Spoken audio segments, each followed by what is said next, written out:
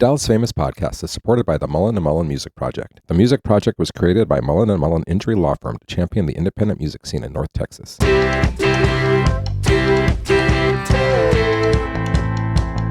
I'm Andrew Sherman. I'm a Texas transplant who has always been in pursuit of art as a career. I've played in bands, pursued an acting career in Hollywood, but I found it behind the lens of a camera here in Dallas, Texas. I was born in New York, I've lived in Chicago, Los Angeles, Austin, but I love Dallas. There's a magical artistic scene in Dallas that mostly goes unnoticed to the outside world. This podcast is focused on what makes it so special and the people who make it thrive artistically. If you don't live here, and even if you do, you might not have heard of them. This is the Dallas Famous Podcast. So who you gonna be? Who you gonna be when you're all grown up? Who you gonna be? Who you gonna be when you're all for us? Yeah. This week on the Dallas Famous Podcast, it's our 100th episode. For 100 episodes, we've brought you conversations with the legends, rising stars, and behind-the-scenes architects of the Dallas creative scene. Dallas has always been a city of musical innovation, and we've had the honor of speaking with some of its most influential artists. Here are some of the voices that have shaped the sound of our city.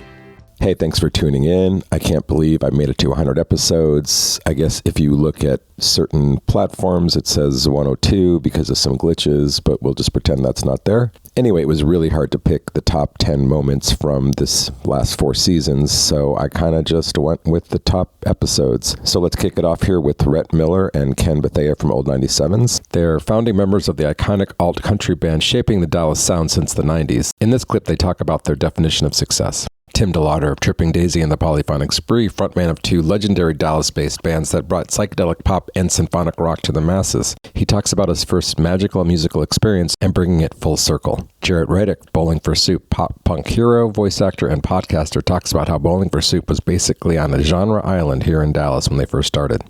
Has the old 97s, have you guys made it? Ha! We made it a long time ago. I remember when Ken looked at me one time and he goes, remember when we wanted to be as big as X or the Pixies? We made that. I mean, The Pixies have since kind of gotten big, both of those bands. Right. But, we hit the level we wanted to hit, in 98. Right. I mean, look, here's the deal. Depending on, I guess, here's the deal for me. If you do not have a regular job other than playing guitar, you have made it. Because that is the hardest thing to do in this music stuff, because we all know musicians who are constantly whatever they're doing on they have just a regular job or whatever, and we have not had other jobs other than music related since 1994-5. Which puts us, I think, in the top 1%, which is sad. I mean, really, our culture needs music. We should be reimbursing musicians for their work. But we've been very lucky because we've gotten reimbursed to the point where, like Ken said, we don't got to have other jobs. Mm-hmm. So when you started, though, originally, what was the goal? What did you think was going to happen? We had 2 different goals. You tell yours. So Murray and I had been doing bands. I recently found the very first interview I ever did with Paul Quigg and Liza Richardson over in the Mitchell. I saw that, yeah. It was so embarrassing, but it was an interesting artifact. I was 16 years old, and at one point, of course, I did not share this clip because it just made me cringe so hard. I was rattling off the record label people that I had met with. I'm like, Arista sent somebody, and then there's somebody from Island, and I'm just this 16-year-old kid, and I'd already gotten my head just eaten up with the goal at the time, which was to get signed to a major record label. And I'm not sure that's changed, but it feels like it's a different world now because they don't have as much to offer or as many slots to fill. But so for me, I was definitely in those trenches of trying to get a major label record deal. And then Murray and I started bands, and our Sleepy Heroes project, I went and met with Kim Bowie, who was kind enough to meet with me. She still works in the industry. But it was around the time Nirvana played on SNL. I remember that was one of those crescendo moments where Murray and I realized, we've been trying to do a thing kind of like this, and it's never felt like us. It's never felt authentic. It's felt more like we were trying to cash in on something. And we knew that, this band was meant to do this. We weren't meant to do this. We quit doing music for about 6 months, me and Murray both. And we thought, maybe we just gotta, get jobs. And then Murray came to me and said, what if we start a band that just plays in coffee shops, doesn't have to worry about getting signed to a record label because it's not that kind of band. And then that became the old 97s. Ken moved in across the hall.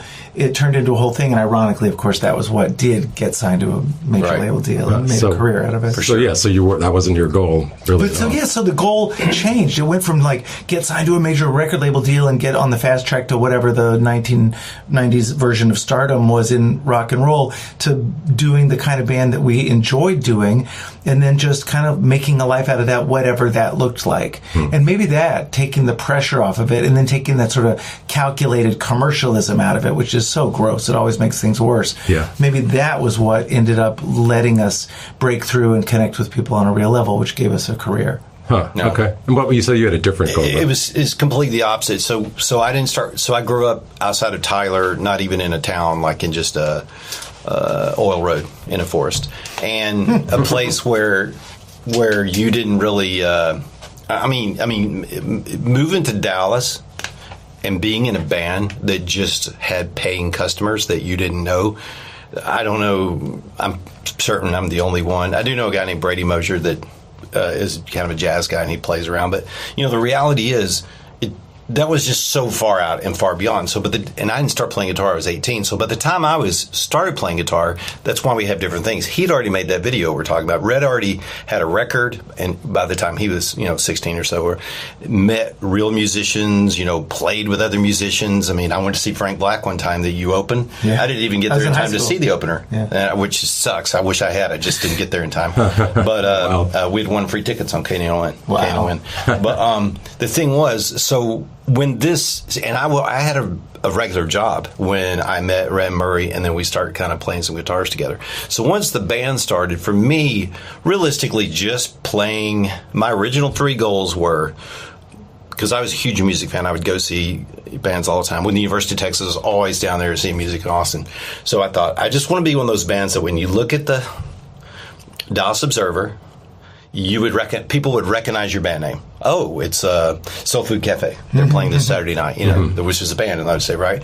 Then once the band did that, I thought, maybe we'll make a CD. I felt like that was going to happen, and we could sell 1,000. If we, because I had already by then heard that you could make a CD and nobody would buy it, right? And I still have like 800 of my 1,000 prints. Yeah, it's just right. It's hard to sell them. It's one at a time. Boom, boom, boom. Yeah. And then the last thing, because I knew we would theoretically get to play in Austin, Denton, Fort Worth.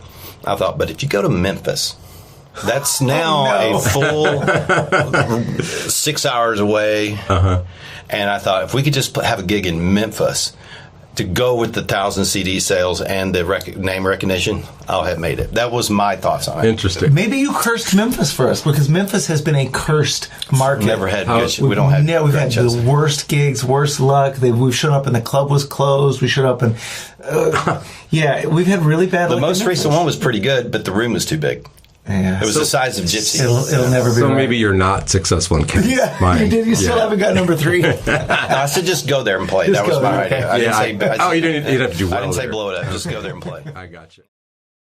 My the music teacher there, Mrs. Simon,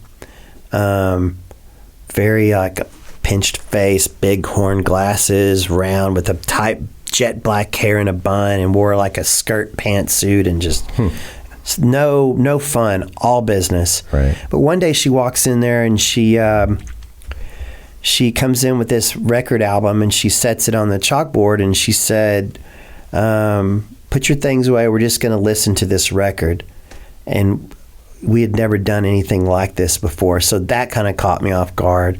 And she sets this record on the chalkboard, and it's the profile of these 3 guys, their faces, and the name of the band was Emerson, Lake and Palmer, and it was the Trilogy record. And she breaks out the record player and plays this record, and my mind was blown. And it's like, I remember after that was done, I just couldn't shake it. It was like I'd heard music I never heard before. The way it was introduced to me caught me off guard, because it came from her, and so unassuming. She's never done anything like that. It was never fun in there. And for her to do that was so out of character, but it made such a profound effect on me that I left that class that day thinking nothing but that. Like, I wanted to do that. I want to do that, you know? Yeah. And a friend of mine, who I'm still friends with today, we talked about like having a band. He goes, well, my dad's got this guitar, and I'll play this guitar, and and you can do what you do. And I go, I'll play drums, and but I didn't have any drums, so I walked to the Baskin Robbins that was at Mockingbird and Abrams. It's where we lived at the time. And I got the ice cream buckets and made my own drums, painted them, bolted them together, and made a little kit. And we practiced and kind of wrote a song together, sing along with my tambourine, and then before I knew it, we played in front of the class. She let us come and play the song in front of the class, and it's like I knew that's what I wanted to do. And so it's it's those things if you're lucky to get those moments as a kid where you can kind of have some sort of exposure like that kind of makes you think about the world differently, or opens your mind to even like see something as a remote possibility of something that you may want to do. It happened for me. And so I'm always kind of cognizant of that when I see kids around. It's like, I went back to the school and did we bought the Polyphonic Spree to Lakewood, and we played a show. Oh, wow. And just to try to, and I told that same story to the kids there. And it's like, I had this happen to me when I was your age at school, and some of this may appeal to you guys, and some of it might not, but somebody on stage playing a particular instrument may have an effect on you, and just, always be open for things like that. You never know what it's gonna do, and I'm doing exactly what I wanted to do when I was your age, sitting in that same chair, watching some kind of thing in school. I'm doing it. So that's cool. I can only imagine a young person getting exposed to the Spree, like in school first. Like that would be a lot for anybody. For me, it was a lot when I first shot you guys. It was just, I was thinking about this somebody over here. There's only two, you guys and I just did Flaming Lips is the only time I felt like that. And for them, your show was at Longhorn, so it wasn't as many like crazy stuff. So like there was just the music and the vibe for me. I'm thinking of a kid watching that is cool. Yeah, I was so thankful that the school let us do it. It wasn't the full-blown Spree. It was kind of a stripped down. It wasn't like the full amplified. Although we were amplified, but it wasn't full bore Spree. Sure. But it was enough for those little guys. Yeah, that was cool. Yeah. That was really cool. Well, I'm an educated drummer, so I actually started playing drums as a kid, and played drums until we couldn't find a singer when I was about 17, and then I started singing. And then, a year or so after that, nobody would write songs, so I just bought a guitar and started writing songs. Right. And then it's just interesting. I guess you kind of covered it because you're talking about some of the bands that like your pathway from country to what became power punk. Not that you knew that's what it was. Yeah. But that's interesting too. So when you were doing it, like when you guys were first playing live, was there anything else like you locally? Oh, no. And in fact, not even like us locally. So we were from Wichita Falls. So the bands up there were doing great that were doing, Smith's covers and The Cure and, things like the REM and things like that. Like it was a new wave era kind of. This band started in 94. So, they were doing stuff off the radio and Smithereens and, things like that. So no, we couldn't really get people to pay attention to us. And so we moved to Denton, and the minute we got to Denton, it was like we were this fresh new thing. Oh yeah. And everybody just bought in quickly. And then Dallas was weird because, we were king shit in Denton, but we were still trying to break Dallas. And it was just all a matter of just relationships, meeting other bands and those bands giving us a shot. And, with every opener that we did for Hagfish or Grand Street Criers or, the Nixons, that the next show that we played off the beaten path, on our own was just bigger. So, we had to work at it because there was nobody like us. We didn't play any bills where there was like another band and we were like, oh shit, there's another band that sounds like us. It's never hard to imagine, but yeah. I get it, but it's just like now you're like, well, how could that be? But yeah. Like, there was nothing. And so, I guess it makes sense. Like your influences really made this new sound. Like I would have never guessed country was part of it. Yeah. From the outset, If you listen lyrically now, that then it'll make a lot of sense, because I'm just not super poetic. There's not a lot of hidden meaning in what I'm saying. I'm saying what I'm saying. But you're so amazing at you just say all of it in such a way. I don't even want to critique it. I'm just saying, like, because like 85, that song, like I knew that song long before I knew the name Bowling for Soup. Sure. I just knew the song, and then when I started connecting it, I mean, it's also not to, well, go ahead. No, from a songwriting perspective, is like you sort of, I felt like where you were heading with it was something Zach said to me a long, long time ago. We were writing, trying to write some Bowling for Soup songs way back in the day when I had first started co-writing, like 2004 or something like that. And Zach was trying to break into the songwriting world, and I was such a huge fan of the Nixons, so I was like, well, let's just write some songs together, you know? And he would say something, we need to say something like this. And I'd go, why don't we just say that? You know? And that to me is still what I take into every session that I do, you know? It's funny because like that clicked in with your lyrics when you said it. I was like, yeah, it is that. Exactly. Yeah. Dallas' creativity doesn't stop at music. From the stage to the studio, these guests have left a lasting mark on our cultural landscape. We have clips from Tina Parker, actress from Breaking Bad and Better Call Saul, and a driving force behind Kitchen Dog Theater. Tina tells us her audition story for Breaking Bad. Blaque Dynamite, next-level drummer whose technical skill and artistic vision have made waves in the music world. He tells us about his early start on the drums and songwriting. Salim Nourallah, producer, singer-songwriter, and mastermind behind some of the most compelling records to come out of Dallas, and also the composer of our original theme song. Salim talks about the birth of Mr. Boombox, his sidekick on stage. Breaking Bad. Yeah. So how did that audition work? That was here because Tony, there's a casting person who was casting local at that time for them, and got the sides, and I read it and I was like, oh, this is going to be a big boobed blonde woman. Like, I just was like, it's not, because of the sides, you know? Sure, yeah. So I was like, I don't think this is going to be me, but whatever. She's calling me in, whatever. Yeah. So it's like, and it was a lot of innuendo. Like, our first scene was like, and you're killing me with that booty and all this stuff. And there was another scene that got cut. It was all about, he was very, very Saul. Yeah. Full tilt Saul. And so I was like, well, I'm just going to dress how I feel I look good or whatever, and who cares? Like, and I walk in and I'm like, at the time, because it's the late 90s, I was really into like rockabilly, and I had this like cute little sassy dress that had cherries on it, and I was like, I'm wearing this or whatever, I feel great in this outfit. Nice. And did my makeup, and I go in and like literally everybody's in business casual, blonde, kind of fancy, and everybody's like looking at me like, wow, like, wow, you made a choice or whatever. Hilarious. And I was like, oh well, what What were you gonna do? Choose to be blonde and big titted? Well, you're like, I can't go back in time and choose a business outfit. Like, I was like, oh, well. I see what you're saying. You see what I'm saying? Like, I walked in and I was like, oh, crap. Like, I didn't think about that. I didn't Had the show been on the air? Had you seen it yet?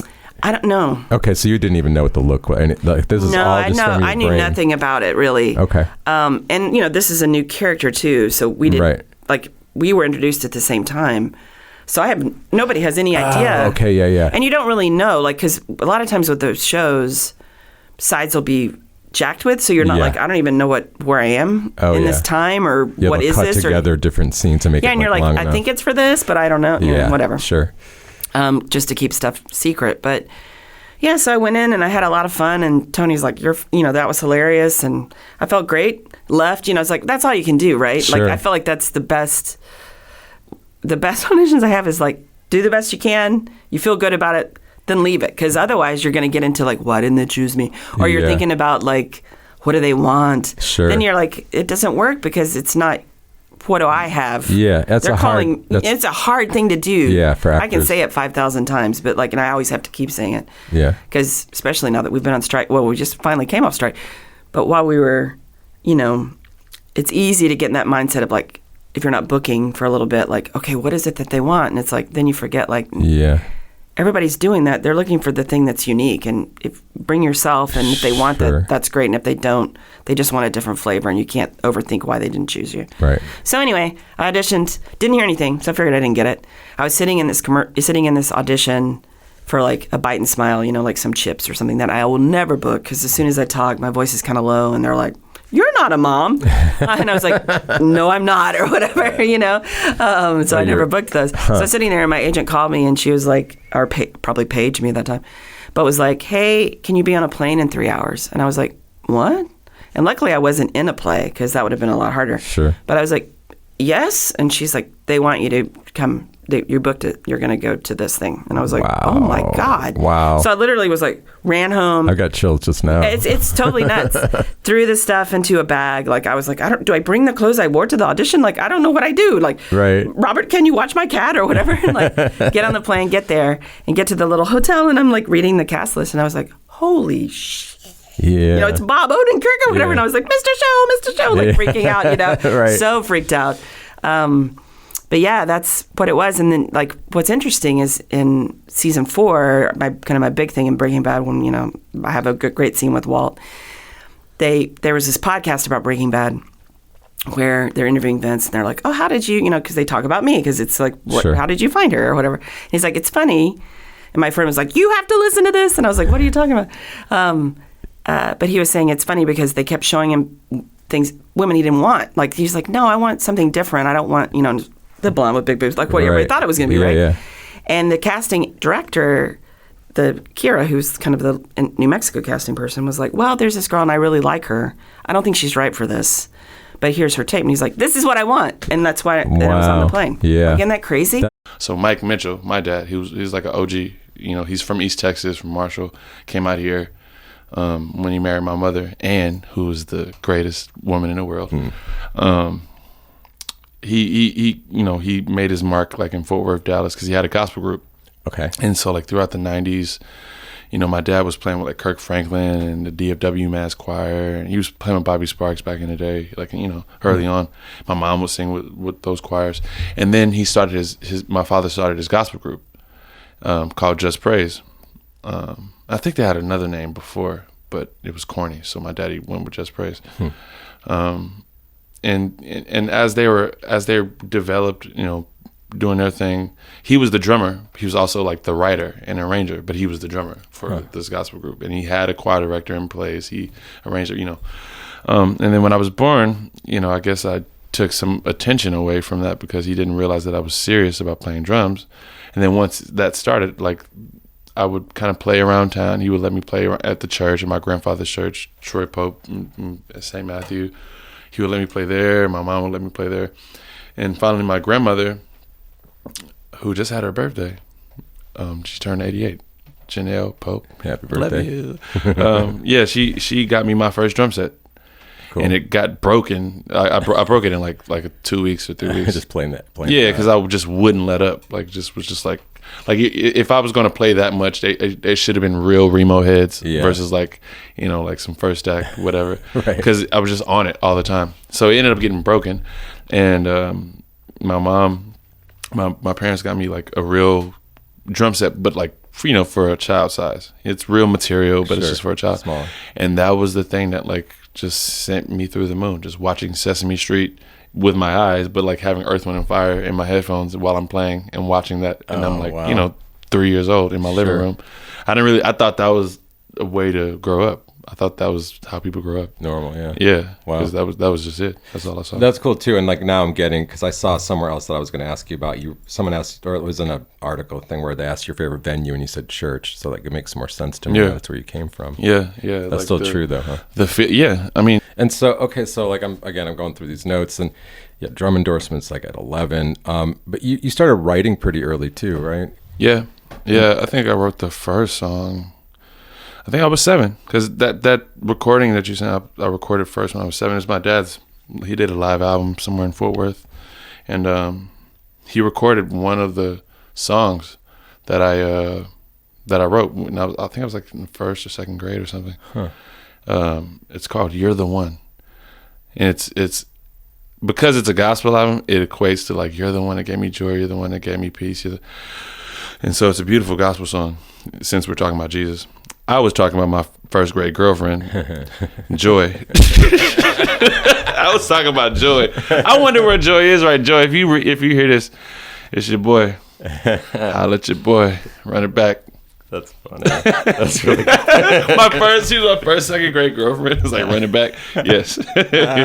Again, I just keep coming back to how you have a unique career. It's like you've had different bands, you play solo. I mean, when did Mr. Boombox come into the picture? Well, the Boombox very specifically came out of a trip to New York City that I took to play with Rhett Miller. I opened for Rhett Miller at City Winery, and it was me, solo acoustic. At this point, I'd been all over Europe, solo acoustic. I was on a German record label, and I thought I was okay at doing that trip, but I was in a situation with like 300-ish loud New Yorkers having dinner at long tables, and their volume was like a jet airplane, jet engine. And they just drowned me out. And I went back to Texas kind of like, I'm never going to let that happen again. I've got to come up with like something to where I can play these solo shows as an opening act.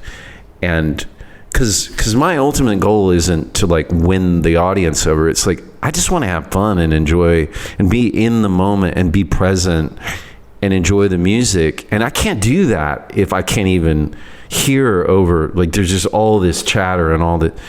So eventually I knew I didn't want to do a looping thing. There were lots of people I'd seen that were doing looping stuff, like Joseph Arthur at the time and Liam Finn. And I landed on this boombox idea because it was dangerous. It was weird. couldn't really think of anybody who'd actually done it. People mentioned David Byrne and Stop Making Sense, but it was just a visual prop. He wasn't actually performing with a boombox or doing it. It was just in the movie. I can think of one.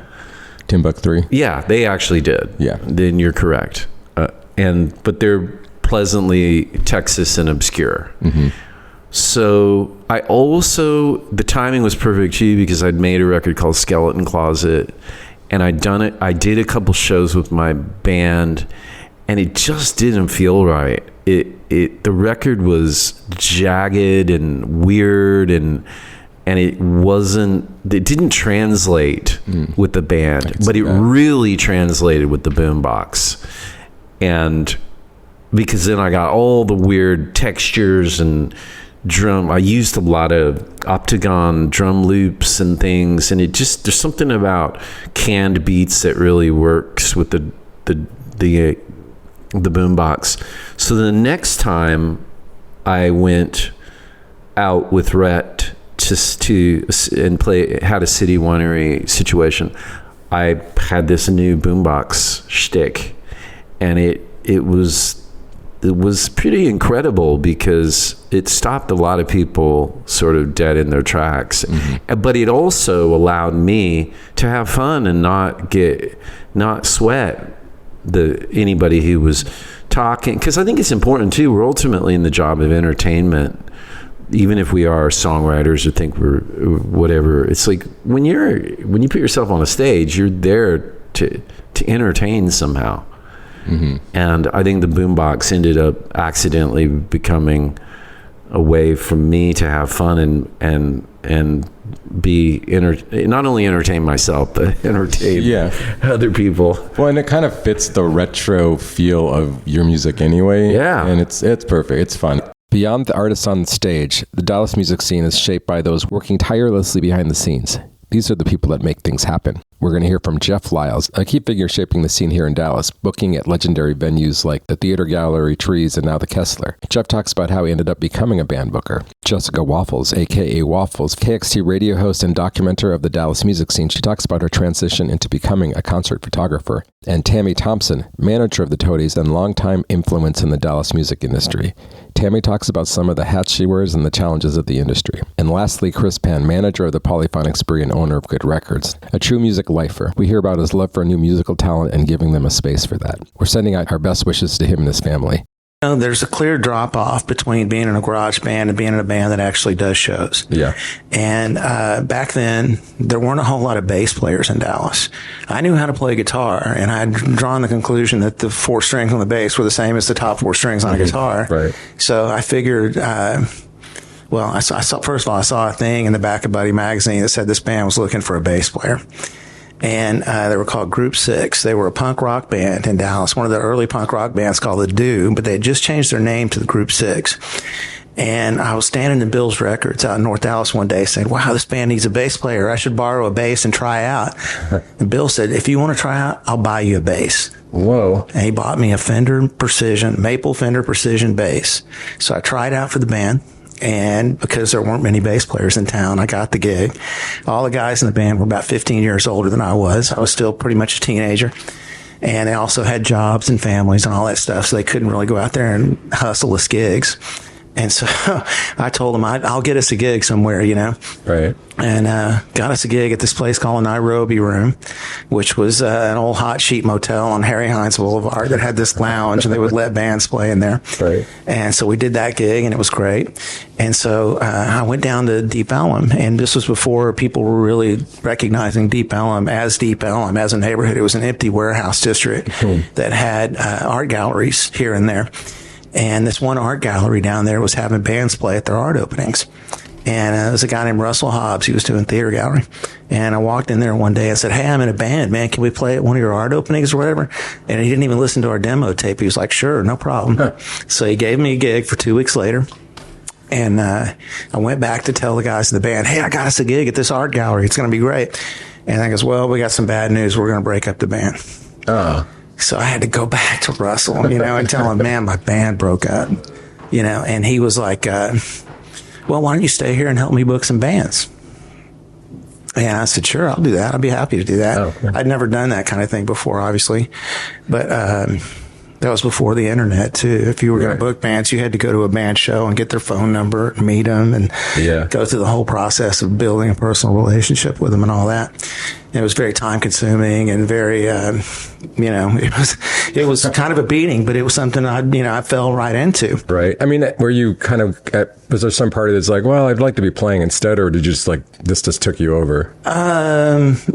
Yeah, you know what? It was kind of more interesting to be part of a kind of emerging culture, because there were a lot of people that lived in the theater gallery space. It was like a big kind of artist commune type thing. And I ended up moving in. And I had my bed right on the stage. I slept on the stage. And there was an interesting, group of people that came together to make that place happen. Yeah. One of them was Reverend Horton Heat. He was the house sound man then. Oh, cool. Back when he was just Jim Heath.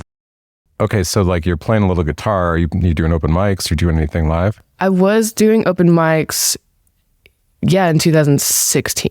So I really started to get into it in 2016. I was working at another job doing event production, because when in my time with Color Fun Fest, I went from the bottom to just in the third position of the company, running a lot of things. So I gained a lot of confidence in being able to do production with events. And so I was working another event production job at the time, but still following this creative spark that I had found and playing music and meeting people. That's where I met Drew, Deanna, RIP. But his spirit definitely embodied everything that is good about Dallas and the music scene here. Yeah, he was an optimistic guy, to say the least. Exactly. Yeah. And through that, I met a lot of people. And then eventually that job ended. And I was just kind of well, what do I do? What have I always loved to do? And it was photography and music. And so I made this intentional shift in my mind of saying, I want to be a full-time artist. I've seen people here be full-time artists and be able to live their life that way. Even if they're not quote unquote making it, they are still able to have freedoms that a lot of people don't. And so in June 2017 is when I restarted Waffles Weekly, because I originally started that as a rave thing in 2012. Okay. That's when Waffles Weekly was born, within 2012. But then I revived it in 2017. Yeah, that's how I got to know you. I think, from afar first. I mean, I guess you had Waffles Weekly before you met up with Johnny, right? I mean, Yes. like in Dallas, you had it before that. Yes. Yeah. Like, it was December 2017 when Johnny just hit me up through Instagram. I was like, hey, I love what you're doing. I have a publication in Fort Worth called En La Calle, and I would love for you to write for me on the Dallas beat. Like, he was covering Fort Worth, and I would do like a page with my own branding, which was really, really cool. Yeah, like, very cool. that blew my mind that he offered to have a full page of a Waffles Weekly Dallas beat featuring artists from Dallas in his magazine. And so Johnny Govia was one of my first champions when it came to publicly supporting me in that way. Yeah, that's cool. He actually published my first photo as well. So cool. Yeah, he's a good dude. I wish he could get backing and keep that thing going. I really liked that magazine. Me too. Okay, so you've made this decision to be a photographer, artist. Like, what percentage is it photo, music at that point? At that point, I was still super, super green to the music scene when it came to trying to photograph it. I had been supporting it since I found that Charlie Crockett show in 2015. I was going to shows and like buying merch and like trying to say, hey, friends, go to this. But it was definitely still hard to understand how to charge money and make a living out of doing that. So most of the jobs that I had at the time were gigging at like photo booths for weddings or doing seasonal Easter and Christmas photo booths at the mall or something like that. I feel like that's the challenge for all artists. How do I monetize my art without selling it out or without not like hating it basically anymore, you know? But yeah. Yeah, so it took definitely a couple of years before I could really understand the process of what people expect and understand what it took for me and how many hours of time and life it took for me to deliver something that was worth anything. Sure.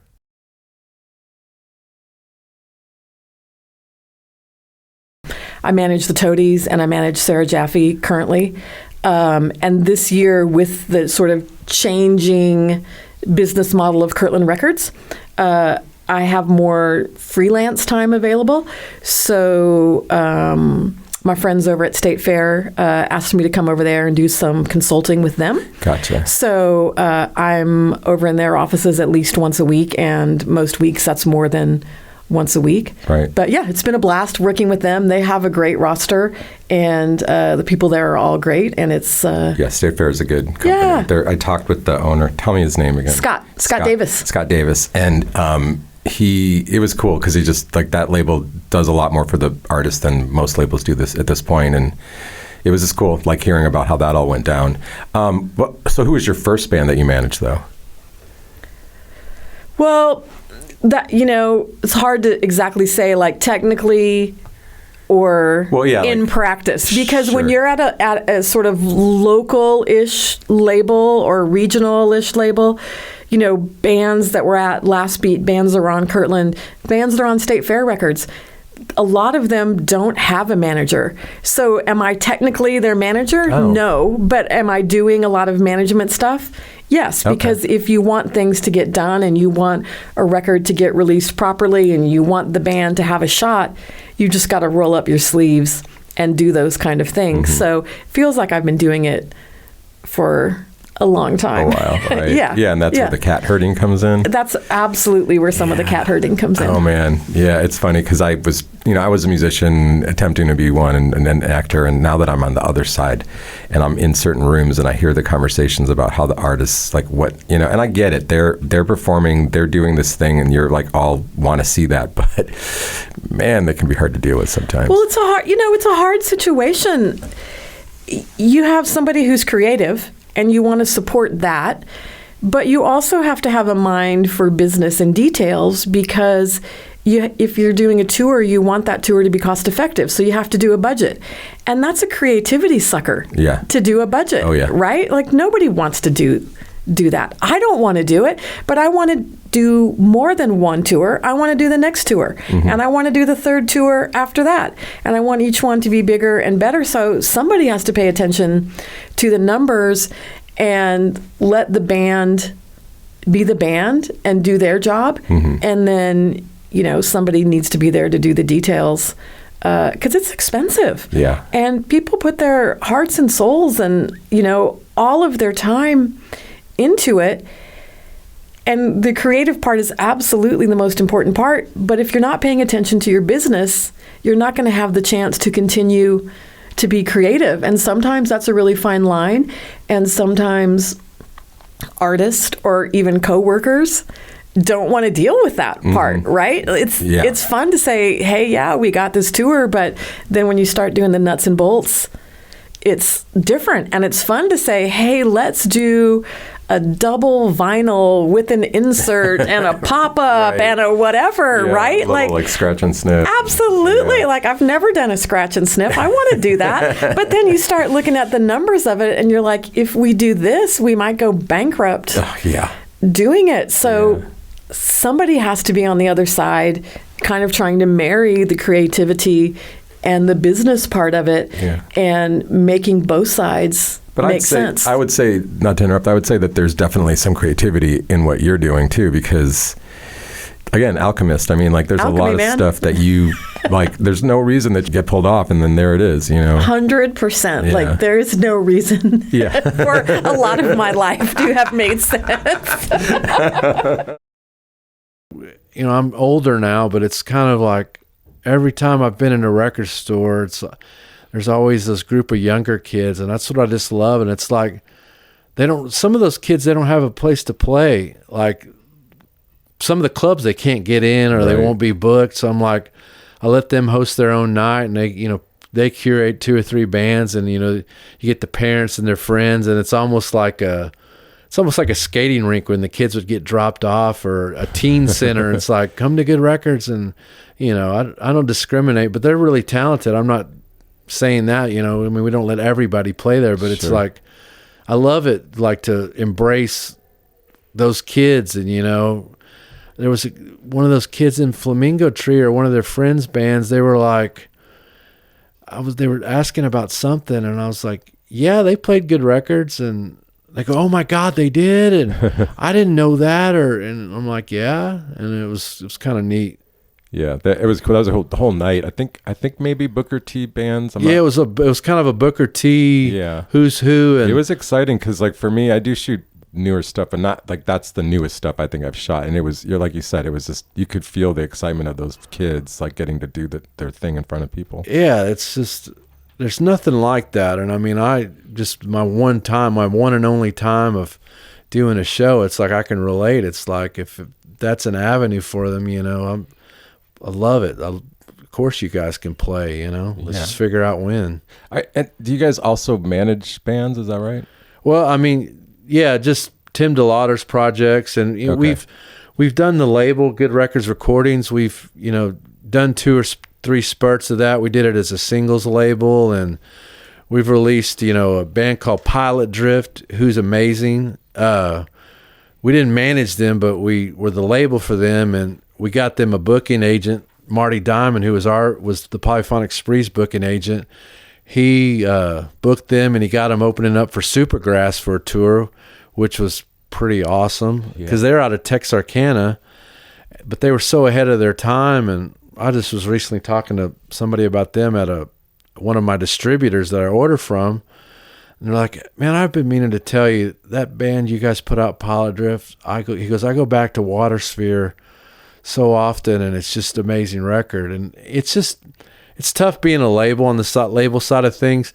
One, you got to have a lot of money to do it right for the bands. Sure. And especially on our side of things, we've, dealt with record labels for Tim's projects, and you don't want to feel like you're letting somebody down. So it's like you can have all the enthusiasm in the world, but you got to have money, and you got to have connections sometimes to like facilitate making things happen for them and opening doors for the bands. And it's like, you keep it in perspective with these bands, you're like, hey, we can do X, Y, and Z, but it's like, for me anyway, sometimes you feel like you're not doing them justice.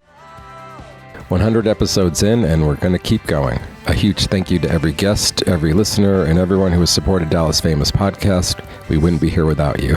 Before you go, stick around for something special. We've got our in-studio recording of the old 97s, live from the Deep Ellum Community Center, performing one of my favorite songs, Lonely Holiday. Thank you again to the Mullen & Mullen Music Project for their support. We've got a link for them in the show notes. Thank you again to the Deep Ellum Community Center for letting us record there. Theme song, Unstoppable by Salim Nourallah. Thank you for listening. Please like, subscribe, follow, all the good stuff, and share it with your friends. We'll see you next time.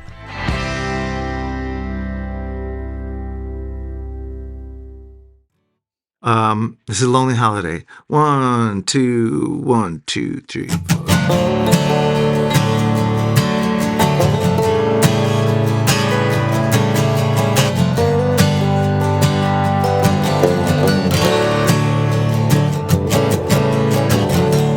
Was a lonely holiday. I was alone. You were away in Fayetteville or in another state. There's so many towns I hate. When you leave me, breaks me like a bone. It's never as bad as when you come home. I've thought so much about suicide.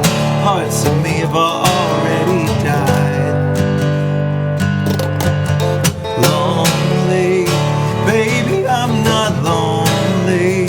Baby, I'm not. I got my imaginary friends.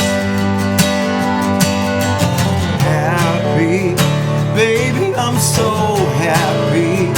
Baby, I'm so. I got my imaginary friends. And if you don't love me, would you please pretend?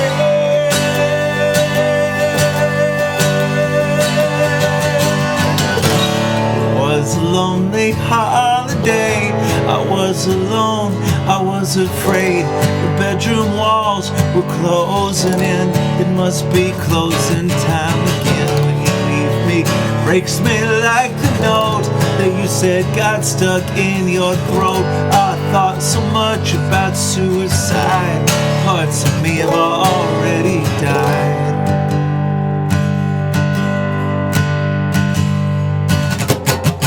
Lonely, baby, I'm not lonely. Baby, I'm not. I got my imaginary friends. Happy, baby, I'm so happy. Baby, I'm so. I got my imaginary friends. And if you don't love me, would you please pretend? Oh yeah.